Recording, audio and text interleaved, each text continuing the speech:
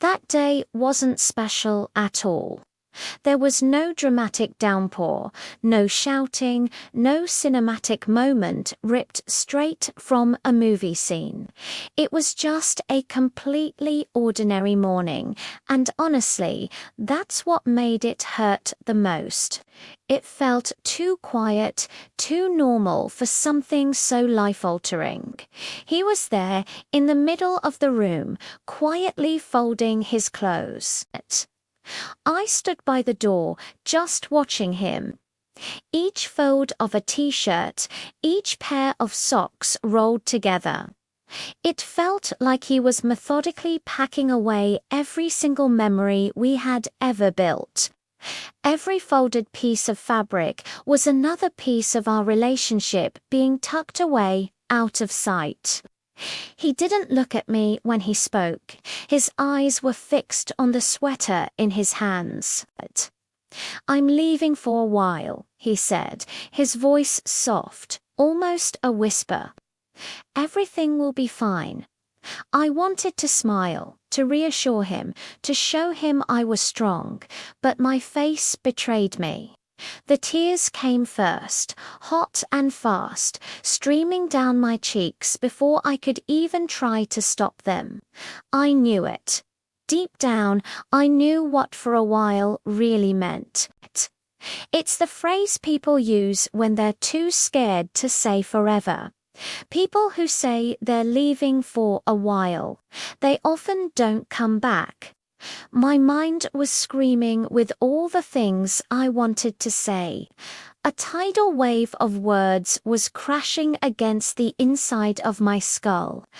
I wanted to tell him that I would wait, no matter how long it took. I wanted to tell him that, without him, I felt like a puzzle with a crucial piece missing, incomplete. I wanted to scream that our love doesn't just end like this, in a quiet room on a sunny morning. But my tongue was a traitor. It felt heavy, useless. All those words, all that desperation, it all just died in my heart before a single one could be spoken. It's a strange kind of pain to have so much to say and no ability to say it. Then the door closed. The sound wasn't loud. It was just a soft click.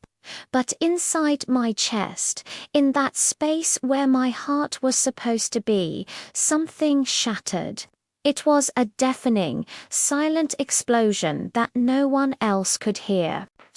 In that moment, the world kept spinning. The sun kept shining, but my entire universe had just crumbled into dust. The days that followed were a blur. They bled into one another, marked only by the rising and setting of a sun I barely noticed.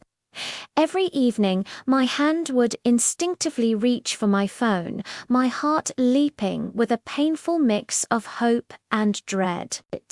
Every notification sound, every buzz, made me flinch. I'd snatch it up, praying to see his name, only to be met with a fresh wave of disappointment. In the suffocating silence of the night, when the rest of the world was asleep, I'd lie awake and ask myself the same question over and over again. Does the pain of separation ever really fade? Does this ache in my chest ever go away, or do you just learn to live with it, like a constant low-grade fever? Time, they say, is a great healer, and in some ways they're right. Time taught me how to function again. It taught me how to get out of bed in the morning, how to go to work, how to put on a smile for my friends and family. It taught me the mechanics of living, the motions of being okay. But one thing time never taught me was how to forget. Forgetting him felt like trying to forget how to breathe.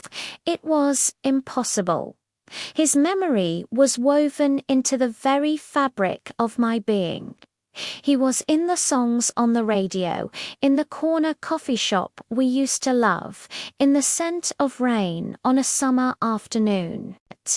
He was everywhere and nowhere all at once. Even now, after all this time has passed, it's still there. The wound isn't a gaping, fresh one anymore. It's a scar. But it's a scar that still aches when the weather changes. If someone happens to say his name in a casual conversation, a reflex kicks in. I have to look away instantly. I'll stare at a wall, at the floor, at anything other than the person who said it. Because I've learned that some wounds aren't reopened by seeing something that reminds you of the past. They're torn open just by remembering. The memory itself is the trigger. The memory is the ghost that still lingers in the quiet moments, a silent testament to a love that was, and a quiet morning that changed everything. And that's a truth that stays with you long after the door has closed. If you've ever felt this kind of heartbreak, know that you are not alone in your journey of healing. Thanks for listening. Don't forget to subscribe for more stories that connect with the heart.